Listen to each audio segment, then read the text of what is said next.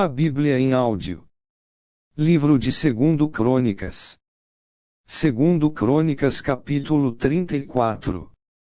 Josias tinha 8 anos de idade quando se tornou rei de Judá. Ele governou 31 anos em Jerusalém.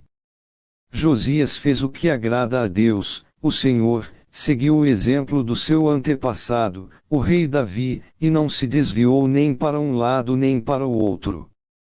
No 8º ano do seu reinado, quando era ainda bem moço, Josias começou a adorar o Deus do seu antepassado Davi. E 4 anos mais tarde começou a purificar a terra de Judá e a cidade de Jerusalém, destruindo os lugares pagãos de adoração, os postes da deusa Azerá e as outras imagens de pedra e de metal. Na presença dele, foram derrubados os altares do deus Baal, e ele mesmo quebrou os altares de incenso que estavam em cima deles. Quebrou também os postes da deusa Azerá e as outras imagens de pedra e de metal, os esmigalhou até virarem pó e espalhou o pó em cima das sepulturas das pessoas que tinham oferecido sacrifícios a esses ídolos. Depois queimou os ossos dos sacerdotes pagãos nos altares onde eles haviam oferecido sacrifícios. Assim Josias purificou Judá e Jerusalém.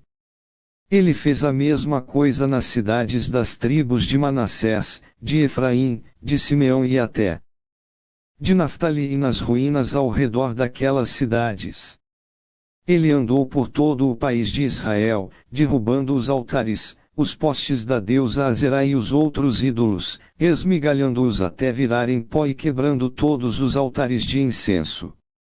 Depois voltou para Jerusalém.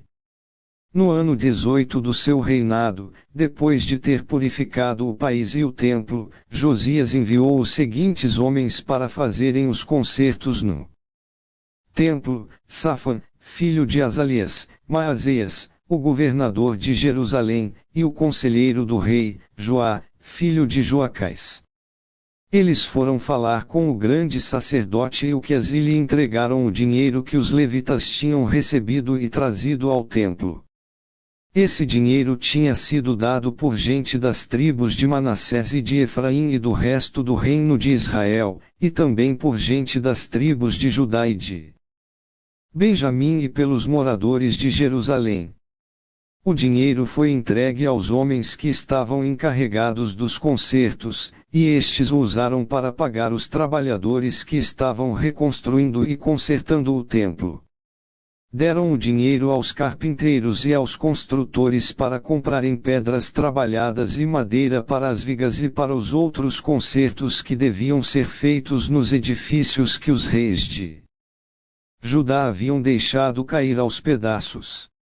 Os trabalhadores eram honestos em tudo, e os seus chefes eram 4 levitas, Jate e Obadias, do grupo de Merari, e Zacarias e Mesulam, do grupo de Coate. Eles eram chefes também dos guardas dos portões e de todos os outros homens que trabalhavam no templo. Todos os levitas sabiam tocar bem instrumentos musicais, e alguns deles eram escrivães, outros eram fiscais, e outros eram guardas dos portões. Enquanto entregavam o dinheiro que havia sido dado para o templo, Ilquias achou o livro da lei de Deus, a lei que o Senhor tinha dado por meio de Moisés.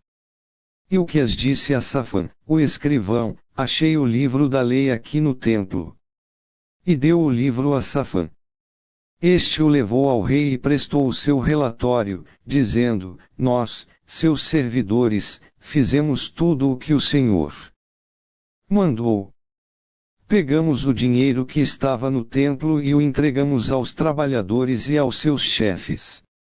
Safan disse também: tenho aqui comigo um livro que Ilquias me entregou. E leu o livro em voz alta para o rei. Quando ouviu o que o livro dizia, o rei rasgou as suas roupas em sinal de tristeza. Então deu a Ilquias e a Aicam, filho de Safan, e a Abdon, filho de Micaias, e a Safan, o escrivão, e a Asaias, o servidor do rei, a seguinte ordem: vão consultar a Deus, o Senhor, por mim e por todo o povo de Israel e de Judá, a respeito dos ensinamentos deste livro. Deus está muito irado conosco porque os nossos antepassados não obedeceram às ordens do Senhor, nem fizeram o que este livro manda. Então Ilquias e os homens que o rei tinha enviado foram falar com uma profetisa chamada Ulda, que morava no bairro Novo de Jerusalém. O marido dela, que se chamava Salum, filho de Tikva e neto de Arás, era o encarregado da rouparia do templo. Eles contaram a Ulda o que havia acontecido, e ela lhes disse que voltassem e dissem ao rei a seguinte mensagem de Deus: Eu, o Senhor, o Deus de Israel, vou castigar a cidade de Jerusalém e todo o seu povo com todos os castigos escritos no livro que foi lido para o rei de Judá. Eles me abandonarão e têm oferecido sacrifícios a outros deuses e assim me fizeram ficar irado por causa de todas as coisas que têm feito.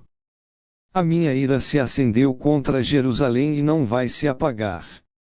Eu, o Senhor, o Deus de Israel, digo isto ao rei: você ouviu o que está escrito no livro, e se arrependeu, e se humilhou diante de mim, rasgando as suas roupas e chorando.